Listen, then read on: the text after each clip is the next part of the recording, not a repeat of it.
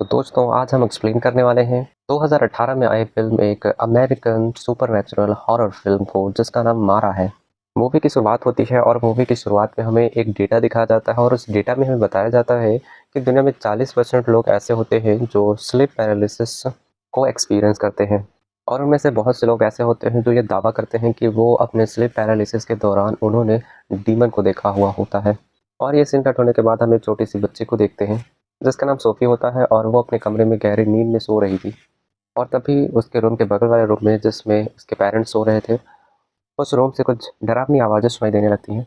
इसके बाद सोफ़ी अपने बेड से नीचे उतरती है और अपने कमरे से बाहर निकल जाती है और अपने पेरेंट्स के कमरे के अंदर जाने लगती है। और वो जैसे ही दरवाज़ा खोलती है वैसे ही उसकी माँ, जिसका नाम हेलेना होता है, वो दरवाजे से आती है और उसे बाहर कर देती है रूम से और उसे कहती है कि तुम दरवाजे के अंदर मत देखना। लेकिन यहाँ सोफ़ी दरवाजे के अंदर देख लेती है। दरवाजे के अंदर देखने के बाद वो बहुत ज़्यादा डर जाती है क्योंकि वो दरवाजे के अंदर देखती है कि उसके डैड मर चुके हैं। और इसे देखने के बाद फिर सोफ़ी बहुत ज़्यादा घबरा गई थी और ये पूरा केस रेफ़र किया जाता है शहर की जानी-मानी साइकियाट्रिस्ट केट के पास। केट यहाँ पर क्राइम स्पॉट यानी कि सोफ़ी के घर पे पहुँचती है और घर में पहुँचने के बाद केट की मुलाकात होती है डिटेक्टिव मैकार्थी से। डिटेक्टिव मैकार्थी बताते हैं कि ये जो मौत हुई है ये नेचुरल नहीं है बल्कि उसकी वाइफ़ हेलेना ने अपने हस्बैंड को मार दिया है। और ये बात हेलेना के बिहेवियर को देखकर इस नतीजे पर पहुँचे थे और ये बात कह रहे थे। केट यहाँ पर क्राइम स्पॉट में आकर के कुछ पिक्चर्स क्लिक करती है और जब वो पेंटिंग देख रही होती है अपने टैबलेट पर तब वो एक फ़ोटो देखती है जिसमें कि ताकाहाशी नाम का एक स्केच होता है। इसके बाद फिर केट हेलेना से मिलती है और हेलेना से मिलने के बाद केट इस पूरी घटना के बारे में कुछ जानकारियाँ हासिल करने की कोशिश करती है। लेकिन यहाँ पर हेलेना खामोश होती है और कोई भी जवाब नहीं देती है। ये केस वाक़ई में एक मिस्टीरियस केस लग रहा था डिटेक्टिव्स को और सारा शक हेलेना पर ही जा रहा था क्योंकि हेलेना के हस्बैंड के मर्डर के टाइम पर केवल हेलेना ही उस कमरे में मौजूद थी, उसके अलावा और कोई भी कमरे में मौजूद नहीं था। यहाँ पर केट सोफ़ी से मिलने जाती है। वहाँ पर उसके ग्रैंडफ़ादर बैठे हुए होते हैं और फिर केट उसके ग्रैंडफ़ादर से कुछ सवालात करती है और इसके बाद फिर उसके ग्रैंडफ़ादर बताते हैं कि ये जो मर्डर है एक डक नाम के शख्स ने किया है, जो कि एक ड्रग एडिक्ट है। यहाँ पर ये इसलिए कह रहे थे क्योंकि उस आदमी को कल ही अपनी बेटी और अपनी बेटी के हस्बैंड के साथ में देखा था। वहाँ पर असल में सोफ़ी नहीं थी, इसीलिए केट ग्रैंडफ़ादर से सोफ़ी के बारे में पूछती है कि सोफ़ी कहाँ पर है? इसके बाद फिर उसके ग्रैंडफ़ादर बताते हैं कि वो बेड के नीचे है क्योंकि बहुत ज़्यादा डर चुकी है और इसीलिए फिर केट भी नीचे बेड के अंदर चली जाती है और उससे बात करने की कोशिश करती है। यहाँ पर केट सोफ़ी से पूछती है कि आखिर तुमने कल रात क्या देखा था? पर यहाँ पर सोफ़ी भी हेलेना की तरह खामोश होती है और किसी भी सवाल का कोई जवाब नहीं देती। सोफ़ी यहाँ पर लास्ट में कहती है कि मेरे दादा कह रहे थे कि अगर मैंने आपके किसी भी सवाल का जवाब दिया तो आप मेरी मॉम को अपने साथ ले जाओगे। यहाँ पर केट सोफ़ी से प्रॉमिस करती है कि मैं तुम्हारी मॉम को तुमसे दूर होने नहीं दूँगी। इसके बाद फिर केट अपनी लाइफ़ की छोटी सी स्टोरी बताती है जब केट बच्ची थी। वो बताती है कि मेरे साथ भी कुछ ऐसा ही हुआ था और वो कहते हैं कि मैंने भी कोई एक्शन नहीं लिया था और मेरे कोई भी एक्शन नहीं लेने की वजह से मेरी मॉम मर गई थी। पर क्या तुम भी ऐसा ही चाहती हो? और इसके बाद फिर सोफ़ी फाइनली जवाब देती है और ये कहती है कि सोफ़ी कहती है कि मेरे डैड को एक मारा नाम के डीमन ने किल कर दिया है। इसके बाद फिर केट वहाँ से चली जाती है और फिर हेलेना से फिर से जाकर के मिलती है और मिलने के बाद फिर केट हेलेना से मारा के बारे में पूछती है कि मारा कौन है? और उसका नाम सुनते ही हेलेना को पता नहीं क्या हो जाता है कि हम देखते हैं कि हेलेना बहुत ही ज़्यादा चिल्ला देती है केट पर और उसके चिल्लाने के कुछ समय के बाद ही ये सीन यहीं पर कट हो जाता है। और ये सीन कट होने के बाद फिर हमें रिमांड रूम के अंदर का सीन दिखाया जाता है जहाँ पर हेलेना के साथ यहाँ पर केट भी होती है और केट पूरी डिटेल पूछ रही होती है हेलेना से रात के समय का।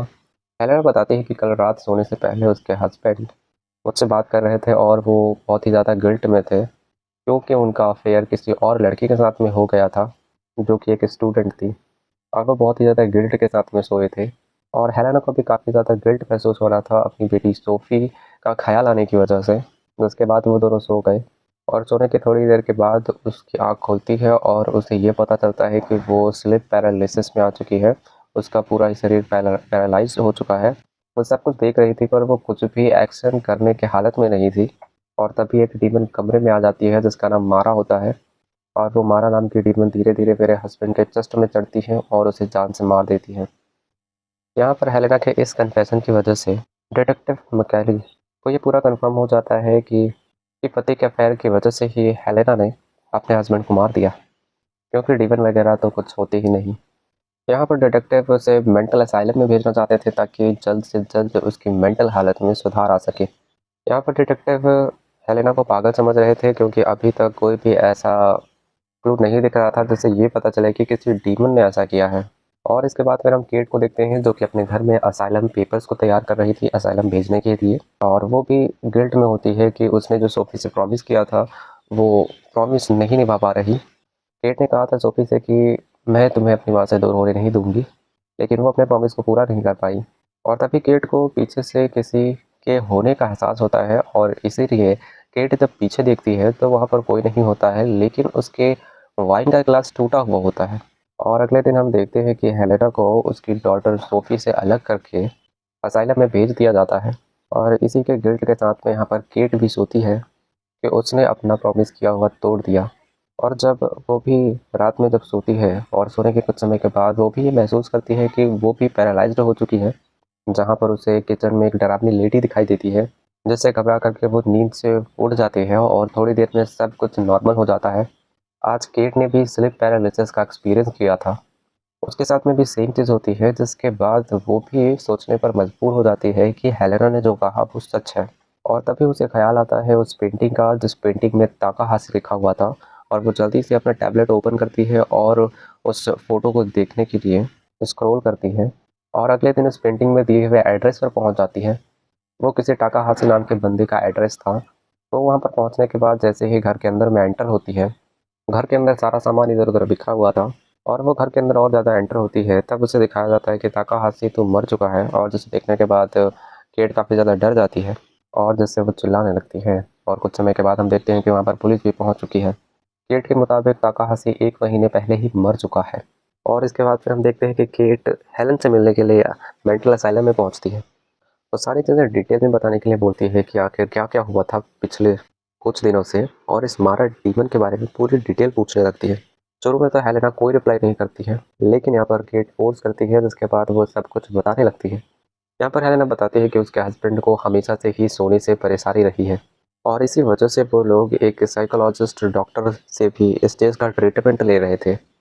मेरे हस्बैंड ठीक भी हो चुके थे, लेकिन अचानक से कुछ दिनों पहले ही उसकी आंखों पर लाल निशान आ चुका था, और इसके बाद फिर उसी रात उसकी मौत हो गई। हेलेना अपने आंखों का भी रेड मार्क दिखाती है।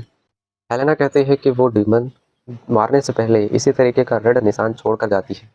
यानी कि अब हेलेना का ये कहना था कि वो डीमन अब हेलेना को भी मारने वाला है। अगले दिन यहाँ पर केट डॉक्टर एलिस के क्लिनिक में जाती है। वहाँ पर जाने के बाद देखते हैं कि वहाँ पर काउंसलिंग चल रही थी, और वहाँ पर सभी लोग अपना अपना प्रॉब्लम बता रहे थे। डग भी उसी काउंसलिंग सेशन में था, और वो एक शख्स को मना कर रहा था कि वो भी आज रात को ना सोए। वो उनकी आंखों में रेड मार्क को भी नोटिस करता है, जो कि मारा डीमन ने उसकी आंखों में छोड़े थे। डग उसे वार्निंग देता है कि अगर तुम आज रात सो गए तो तुम मारे जाओगे। यहाँ पर वो आदमी इतना ज़्यादा डर चुका था कि वो रात में ही सोने से पहले अपने आप के ऊपर पेट्रोल छिड़क करके खुद को ही जला देता है। उस आदमी के मरने के बाद पुलिस का पूरा शक उस आदमी डग के ऊपर जाता है जिसने कि उसे वार्निंग दी थी। और इसके बाद फिर पुलिस वाले डग को रिमांड रूम में लाते हैं और उससे सवाल पूछते हैं। यहाँ पर डग से केट सवाल करती है। पहले तो डग सब कुछ इग्नोर करता रहता है और कोई भी जवाब नहीं देता। यहाँ पर केट के फोर्स करने के बाद फिर डग भी मारा के बारे में इंफॉर्मेशन देने लगता है। वो बताता है कि मारा असल में एक स्लीप डीमन है, एक ऐसी डीमन जो कि तब अटैक करती है जब कोई इंसान गहरी नींद में सो रहा होता है। उसके बाद फिर केट ताकाहाशी के बारे में पूछती है, तब डग बताता है कि मैंने उसे भी वार्न किया था कि तुम भी मत सोना, लेकिन वो सो गया और इसीलिए उसे भी डीमन ने मार दिया। अब अगले दिन हम देखते हैं कि केट को ये पता चलता है कि असाइलम के अंदर में हेलेना की मौत हो चुकी है, और उसे देखने के बाद केट को बहुत ही ज़्यादा गिल्टी फील होता है। यानी कि मारा डीमन ने अपना काम कर दिया था। और उसी बार रात वो अपने बाथटब में रिलैक्स होकर के सो रही थी।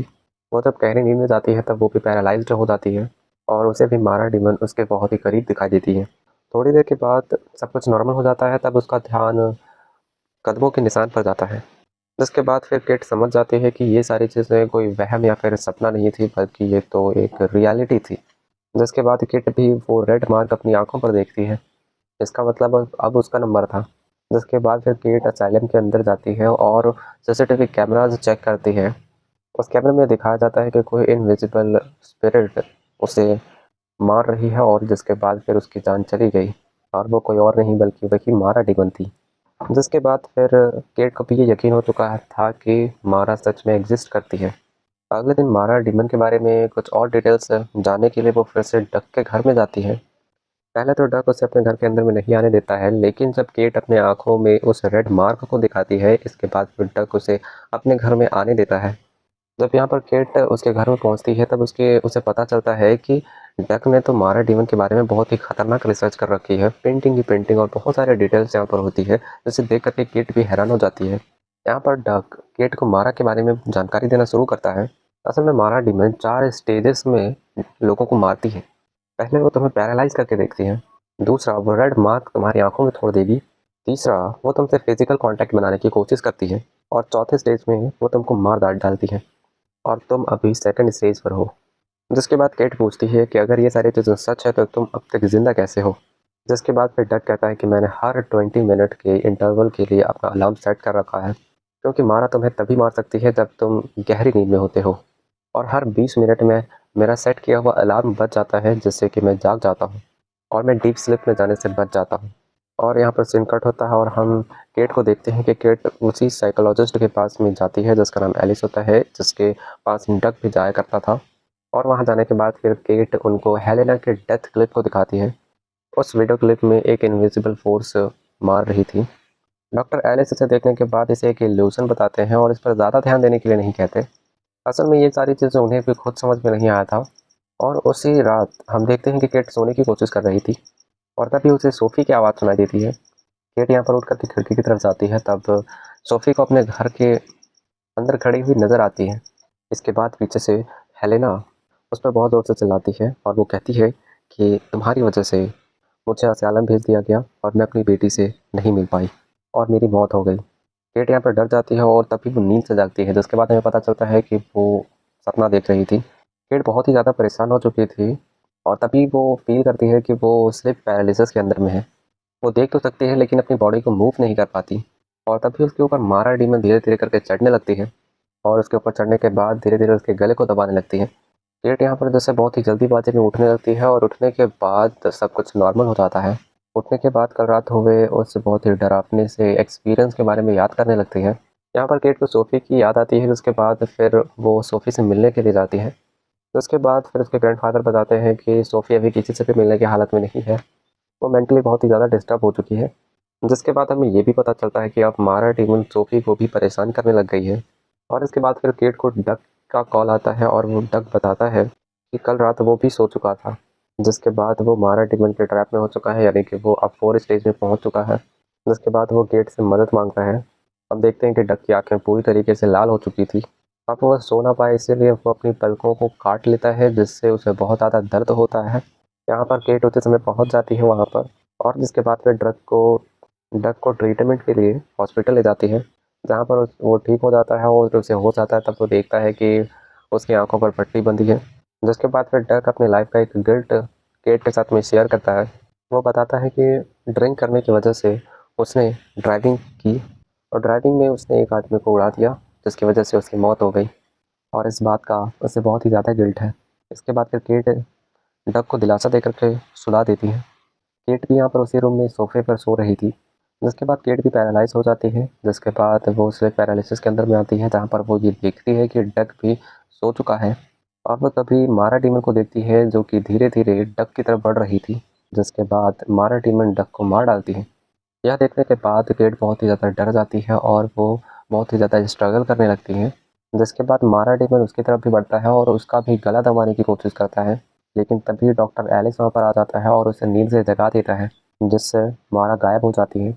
मारा डीमन से केट बहुत ही ज़्यादा डर चुकी थी और डक की मौत होने के बाद उसे सोफी के बारे में चिंता होने लग गई थी और वो भी उसी हॉस्पिटल में थी। जिसके बाद वो उससे मिलने के लिए जाती है और उसके कमरे में जाने के बाद वो देखती है कि सोफ़ी की आंखों में भी वही रेड मार्क हो चुका होता है। जिसके बाद केट उसके ग्रैंडफादर को ये सलाह देती है कि सोफ़ी को आज रात सोने ना दे, वरना वो उसे मार डालेगी, वो मारा डीमन। यहाँ पर सोफ़ी भी जानती थी कि मारा डीमन उसे भी मार डालेगी, लेकिन यहाँ पर ग्रैंडफादर को काफ़ी ज़्यादा गुस्सा आ जाता है। जिसके बाद केट को वहाँ से बाहर भगा देते हैं, यानी कि उसके ग्रैंडफादर इस बात को बिल्कुल नहीं मान रहे थे कि ऐसी भी कोई चीज़ होती है।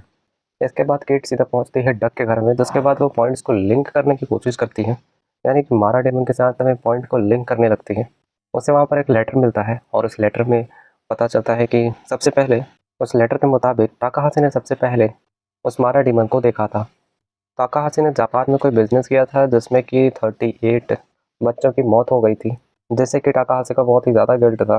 दरअसल ये जो मारा डीमन होती है ये कुछ और नहीं बल्कि ये वही गिल्ट होती है, जैसे कि ताकाहाशी को गिल्ट था उन इनोसेंट बच्चों की मौत का। एलेना के हस्बैंड की एलेना के हस्बैंड का गिल्ट था किसी और लड़के के साथ में अफेयर का। हेलेना के अंदर ये गिल्ट था कि वो अपने पति के अफेयर को रोक नहीं पाई, यानी कि वो कहीं ना कहीं गिल्ट में थी और खुद को ही ब्लेम कर रही थी। सोफी को गिल्ट था कि उसके पेरेंट्स उससे दूर हो गए। केट को ये गिल्ट था कि वो सोफी से किया हुआ प्रॉमिस नहीं निभा पाई। डक का ये गिल्ट था कि उसके हाथों किसी की मौत हो गई। यानी कि जो भी गिल्ट में होता है वो ही मारा डीमन के जंगल में फंस जाता है, जिसके बाद मारा डीमन उसे उस गिल्ट की सज़ा देती है। जिसके बाद में केट दोबारा से सोफी से मिलने के लिए जाती है, लेकिन तभी उसे गाड़ी चलाते वक्त आँख लग जाती है और आँख लगने के बाद तब उसे सोफी दिखाई देती है, जिसके बाद केट बहुत डर जाती है। हॉस्पिटल में पहुंचने के बाद उसे अपने पीछे मारा डीमन आती हुई दिखाई देती है। जब वो सोफी के पास पहुंचती है तब सोफी कहती है कि मारा डीमन आपके पीछे ही खड़ी है। तभी हम ये देखते हैं कि धीरे धीरे वो मारा डीमन सोफी की तरफ बढ़ रही है और सोफी को मारने ही वाली है। जिसके बाद फिर केट सोफी को कहती है कि तुम गिल्टी नहीं हो, और इतना कहते ही वो डीमन वहाँ से गायब हो जाती है। जिसके बाद वो देखती है कि सोफी की भी आंखें अब नॉर्मल हो चुकी थी। जिसके बाद सोफी कहती है कि मैं तुम्हें अपनी माँ की मौत के लिए ब्लेम नहीं करती, और केट को भी ये सुनकर के अच्छा लगता है। मारा के गायब होने के बाद उसे लगता है कि अब सब कुछ ठीक हो चुका है और सब कुछ खत्म हो चुका है, क्योंकि अब केट के अंदर भी वो गिल्ट खत्म हो चुका था। और यही सोचने के बाद फिर केट फिर से उसी रूम के अंदर सोफे पर लेट जाती है। जिसके बाद वो एक गहरी नींद में चली जाती है, और जब उसकी आँख खुलती है तब वो देखती है कि डिटेक्टिव और डॉक्टर उसकी हेल्थ ठीक है या नहीं इसके बारे में जानने के लिए आए थे। जिसके बाद केट सोफी से पूछती है कि वो ठीक तो है ना। जिसके बाद सोफी पीछे पलटती है और कहती है कि मेरी आंखें पूरी काली हो चुकी है।